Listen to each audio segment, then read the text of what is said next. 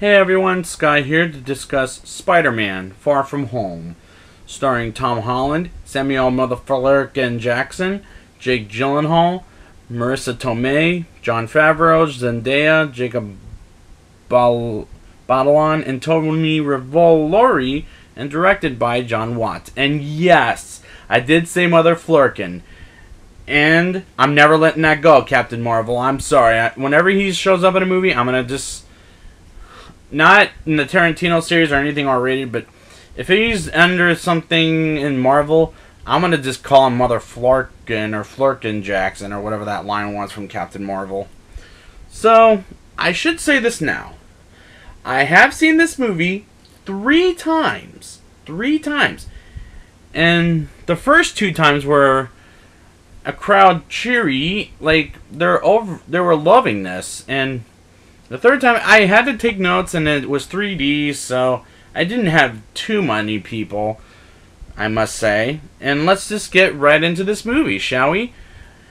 Nick Fury, returned by Samuel L. Motherflurkin Jackson, and Maria Hill, returned by Colby Smulders, are arriving in Mexico in a place where it's destroyed, and meets Quentin Beck, aka Mysterio, played by Jake Gyllenhaal. And that opening was spoiled thanks a lot to the re-release of Avengers Endgame, but this sequence was rather interesting. We opened the Marvel Studios logo with a Whitney Houston song, and next thing we see Rest in Peace Iron Man, Captain America, Black Widow, and Vision, while they call it the Blip, which I refuse to call it that. I refuse to believe that's what it's called. It's actually called the Snap, but I was not okay with that in general. I must say that now. Peter Parker, returned by Tom Holland, tells his friend Ned, returned by Jacob Batalon, about his plan to make his move on MJ, returned by Zendaya, at school because he's in love with her, which was rather awkward. And Aunt May, returned by Marissa Tomei, announces Spider-Man to say thank you from the Snap, and Happy Hogan, returned by Jon Favreau, has a crush on Aunt May, and Peter can't shake the Avengers out of his mind. And that's going to be his arc throughout this movie, and I find that very interesting. Peter is going to Europe with his classmates, and I like what we see in Europe. For example, another guy named Brad has a thing for MJ, and Ned and Betty begin to date, which was pretty cute. And they arrive in Venice, and I always wanted to go to Venice because it looks magnificent from the movies that I've seen that location on.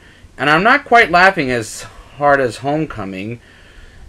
Maybe the comedy isn't working quite well for me, I must say. A water monster attacks Venice until Mysterio comes in, and it honestly looked like the Sandman, and so far I'm not buying Mysterio as a good guy, and I believe he's Syndrome, the bad guy from this movie. Just the way he acts and the way he plans things, and that did kind of annoy me a little bit. Nick goes in Peter's room to ask him to help him out all over the world, and Peter meets Mysterio, aka Quentin, and their scenes together work very well together, and I'm enjoying them. Meanwhile, after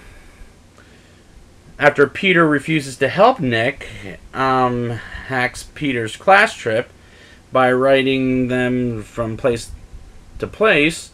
At one point, Brad threatens Peter, telling MJ about him doing weird things versus going off to place all alone, and it's suspicious to have him, and I wanted him gone because he really was getting on my nerves, this Brad guy.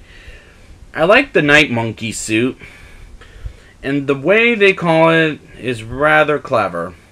But while that's going on, Spider-Man and Mysterio fight the fire monster, and the special effects are pretty good, looking like in any Spider-Man movie, and the action is amazing to watch. Mysterio blows himself up, and the monster, well, not himself, but he blows up the monster, And Nick gives him a choice, and both Peter and Quentin get a drink of lemonade, I'll say. And Peter gives Quentin the Edith glasses, and that was all a part of Quentin's plan all along from the original Iron Man, with Jeff Bridges yelling at William, who's Ralphie from A Christmas Story.